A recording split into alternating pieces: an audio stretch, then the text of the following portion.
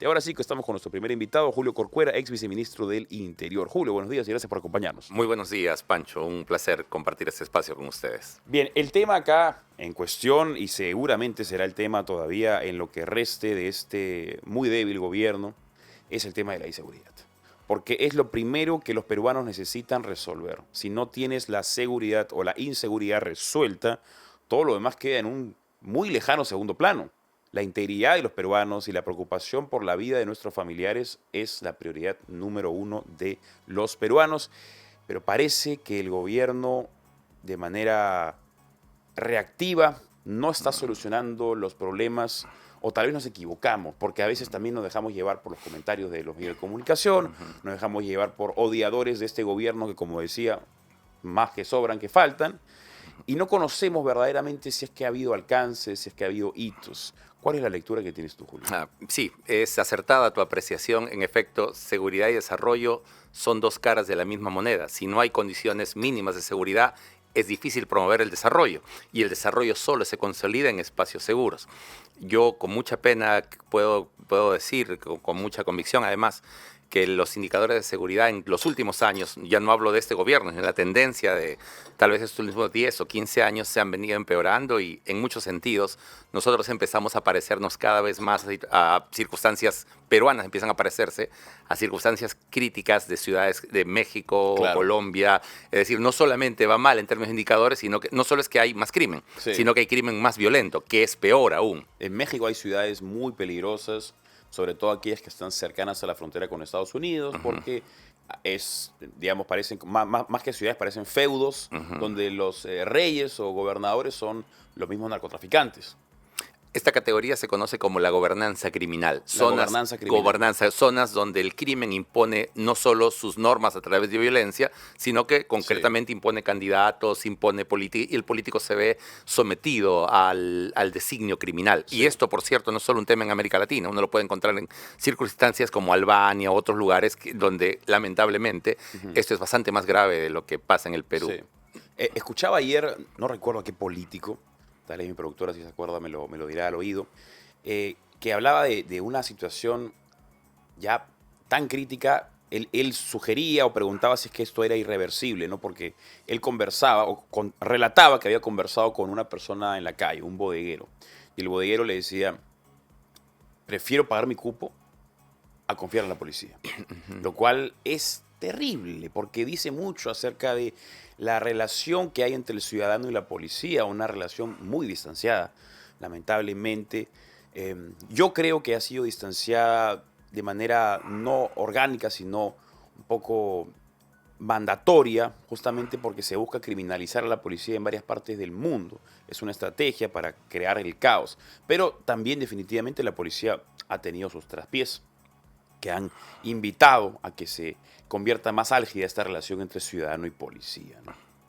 Pancho, ahí me parece que debemos tener todos los ciudadanos un tema importante y central. Sin policía, con el nombre que usted quiera llamarle, Guardia Nacional, Gendarmería, Guardia Civil, Carabinero, pero concretamente sin policía no hay Estado de Derecho. Es imposible. En cualquier estructura o formación del Estado de Derecho, y hablo de los teóricos fundacionales en el contrato social, Hobbes, Rousseau o Locke, hay un rol policial. O sea, la policía es algo que no puede prescindirse en el Estado de Derecho, y por tanto, mientras más apoyemos por tener una mejor policía, esto va a contribuir a las condiciones de seguridad y, como había mencionado antes, a las condiciones básicas para el desarrollo de un país. Creo que todos estamos de acuerdo en que, más allá del tinte político, cuando Sendero empieza a retroceder y empieza a perder espacio político, militar y demás en el país, el Perú puede tener un cambio de desarrollo y saltar. Eso mismo pasa con el crimen organizado y demás, pero hay que mirar también el crimen en su verdadera dimensión.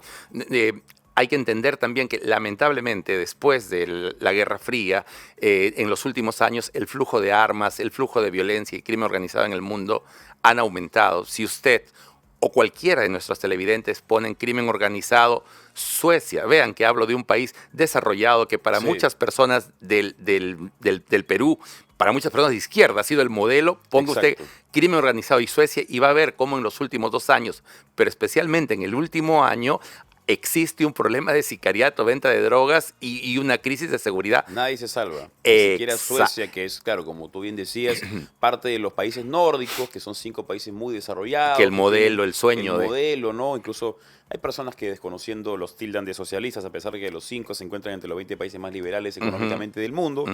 Lo que tienen ellos es un programa de asistencialismo bastante grande y tienen, bueno, una educación altísima, lo que hace que la gente no busque sacarle la vuelta al sistema, sino verdaderamente aprovechar las oportunidades para convertirlas en más oportunidades.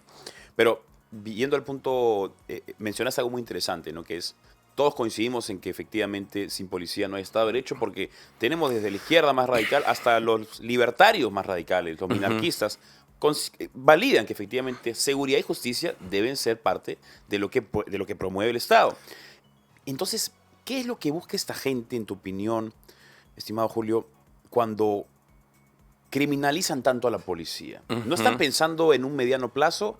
¿Lo hacen, es una razón apabullada por la emoción? ¿Cómo interpretas tú cuando las personas quieren salir a pelearse con los policías y criminalizan a la policía y tratan de desbaratar la imagen de la policía? Sí, ese es un punto importante y además quiero precisar aquí que cuando yo planteo categorías como la seguridad y desarrollo como elementos centrales, estoy citando, ahora lo voy a decir con claridad, el segundo informe de desarrollo humano de Naciones Unidas del año 94. O sea, quiero decir, por decirlo de alguna manera, si alguien desde una perspectiva de izquierda moderada, progresista o caviar, para hablar en términos peruanos, pretende pensar que yo estoy planteando un argumento ideológico de la derecha. No, esto lo encuentra en el informe de desarrollo humano, en el capítulo 4, donde habla de seguridad humana. Justamente donde seguridad y desarrollo son 2 caras de la misma moneda. Partiendo de esa premisa en la que todos estamos de acuerdo, existe, yo creo que en un sector de la sociedad y demás, y también en cierta tendencia ideológica, un ánimo de criticar a la policía como si fuera un enemigo, cuando la policía y nuestra policía se constituye de nuestra sociedad misma. Es decir, vicios, virtudes y demás tienen una relación directa. Trato de decir, el producto, Paul Ricoeur, el filósofo francés, dice que el producto cultural de una sociedad habla de la sociedad misma. Si nosotros criticamos, digamos, a nuestra sociedad por X razones y vemos los productos sociales que ello genera, voy a plantearlo en términos más sencillos. Que en la segunda vuelta del año 2021 pasen a la segunda vuelta Pedro Castillo y Keiko Fujimori, algo dice de cómo somos los peruanos. Exacto. Algo está diciendo. Entonces, cuando nosotros vemos vicios y virtudes de cualquier institución, algo dice. El Congreso algo dice de nosotros porque nosotros los elegimos. Qué curioso lo que mencionas, muy interesante, ¿no? Porque es un análisis tal vez desde un punto de vista sociológico acerca del aspecto político, porque lo que sucede es tal cual lo has mencionado, ¿no? Hay elecciones o sucede algo en el país y de pronto todos somos ajenos a la realidad, todos estamos en una posición de superioridad moral y criticamos desde una posición exógena, como si no fuera el producto de nuestra propia sociedad. Los congresistas no se eligieron solos, fueron elegidos democráticamente en unas elecciones. El presidente también, la presidenta Dina Boluarte también. La policía, como tú bien dices, es un producto de la sociedad, no es que son seres exógenos que se proclamaron acá, sino que nacieron en el Perú, crecieron acá, tienen familiares, algunos serán policías, otros serán profesores, abogados, médicos, etcétera, y se les trata como si fueran criaturas de otro mundo. Y acá hay 2 cosas que yo quiero destacar y no tenemos que perder en perspectiva. Si no fuera por esa Policía Nacional del Perú, Abimael no habría sido capturado. Si no fuera por esos valerosos y demás efectivos policiales que se jugaron la vida por combatir a este mal que era el terrorismo en el Perú, probablemente no estaríamos nosotros en este espacio conversando. Tal cual, efectivamente. Pero además, yo creo que para precisar un poco más lo que planteabas en tu pregunta, el elemento ideológico o el elemento ya ni siquiera ideológico, sino cierta tendencia existe a partir de lo siguiente. Si un policía hace algo mal, sale inmediatamente y rebotan, pero una serie de hechos valerosos que desarrolla la policía son ignorados. Exactamente, ¿no? Porque hay una serie, yo doy fe, yo trabajo de cerca con una serie de colegas y efectivos policiales que se juegan el pellejo por el bienestar ciudadano. Eso no tiene primera plana. Lo negativo sí tiene primera plana. Exactamente, ¿no? Es terrible y eso sucede también en los colegios, en las universidades, cuando se enseña la guerra contra el terrorismo, o como quieren llamarlo aquellos que dominan la hegemonía académica, el conflicto armado interno, ¿no? El capítulo de la policía y los militares es muy reducido, no se reconoce el valor con el ahínco, con la fuerza, con la potencia con la que se debería, precisamente para sentir ese orgullo, porque la policía es un estandarte, debería ser símbolo de orgullo nacional y por el contrario, lamentablemente está muy desbaratada. Ahora, mencionaste algo interesante hace unos instantes cuando hablaba de Suecia, porque eso nos permite llegar a la parte de diagnóstico, nos permite hallar una similitud de lo que sucede en diferentes partes del mundo para que incluso Suecia no escape de esta alta criminalidad. Me atrevo yo a pensar que ha sido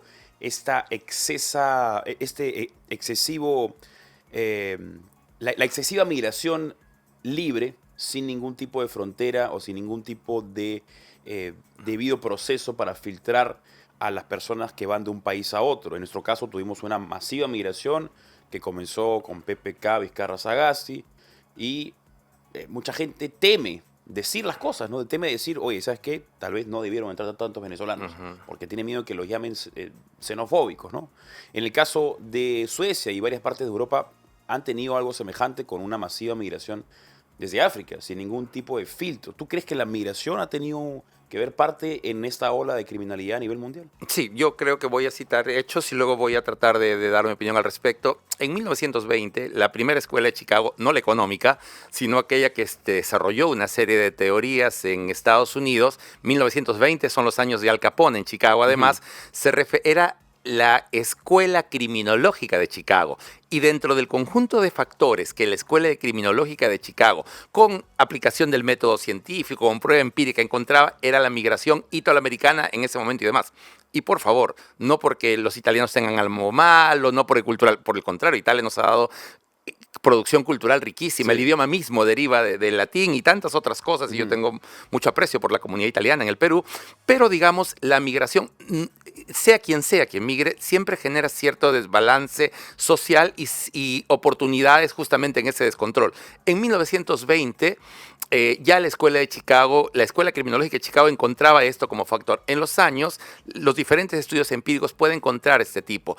En Suecia, en efecto, el factor de migración tiene a ciudadanos suecos, pero que han migrado a partir de los conflictos de Medio Oriente, post-primavera árabe, guerra de Siria y demás, y esto ha generado un problema. Lo mismo en el Perú. Yo recuerdo que había algunos periodistas, líderes de opinión, cuando se dio una masiva migración, digamos, las 3 olas migratorias venezolanas, que subestimaban esto y decían pues que no, que es xenofóbico y no sé cuánto. Vuelvo a decir, yo no tengo nada de eso. Yo he trabajado 8 años en Naciones Unidas. No tengo un ápice de xenofóbico y no condenaría yo al pueblo venezolano, pero los actores extranjeros que vienen y son parte de una organización criminal, sí, a eso sí, efectivamente, claro, hay que poner restricción. No por extranjeros, por ser parte de una organización criminal, que eso es diferente. O por valerse o usar estructuras que, aprovechándose de sus compatriotas que migran en vulnerabilidad, son captados para redes de trata de personas, explotación sexual, etcétera, etcétera. Exacto, ¿no? Además, que viendo desde un punto de vista objetivo, todos los crímenes que han sido cometidos por los ciudadanos venezolanos que han venido a delinquir pudieron haber sido evitados si hubiéramos tenido unas políticas migratorias más draconianas, no tan laxas como se permitieron en los gobiernos de PPK. O permíteme precisar, Pancho, con mucho respeto. Sí, claro. Yo creería que no draconiana, más dentro del estándar. Permítame explicar. O sea, porque no hay que ser... Uno viaja a Barcelona o viaja a Sevilla o aterriza, y cuando aterrizas tú pones a dónde vas a estar, y con eso no es tan faltador el respeto ni nada. Y si decido quedarme, voy al ayuntamiento y yo lo registro, y eso no es... Pero aquí, cuando alguien lo planteó, les pareció un abuso contra los derechos humanos de la comunidad. O sea, ¿qué de malo tiene que uno vaya y diga, yo voy a estar aquí, vengo por esta... O sea, y eso no es draconiano, es simplemente el estándar que uno pasa. Cualquiera que ha viajado a los Estados Unidos sabe que tiene que cumplir. Cualquiera que ha pasado o ha ido a un país nórdico, que es el modelo de muchas personas, por ejemplo, de izquierda, sabe que tiene que cumplir estas normas, y nadie calificaría estas normas como draconianas. Por mucho menos en el Perú podemos dar, y yo lo digo con mucho respeto hacia ti, pero uno lo piensa como draconiano. No es draconiano. Claro, no sé si mejor... Sí, por supuesto, es el estándar. Estamos acostumbrados, tal vez yo estoy acostumbrado a que sea más laxo eso y planteo lo normal como si fuera draconiano, pero efectivamente como Claro, tú o sea, dices, y lo dice aprender esa precisión del Sí. contexto, del estándar distinto que se da, ¿no? Exacto, ¿no? Aparte, si hacemos una extrapolación, una analogía más sencilla, imaginémonos que uno recibe a visitas en su casa. Ujú. Lo mínimo que puede hacer es decirle a sus visitas, oye, por si acaso en mi casa nada de jugar fútbol en la sala, Ah, por supuesto. ¿no? No agarren la comida del refrigerador sin permiso, Nada. no se metan a la cama de mis papás, ¿no? Unas reglas básicas que puede tener cualquier persona.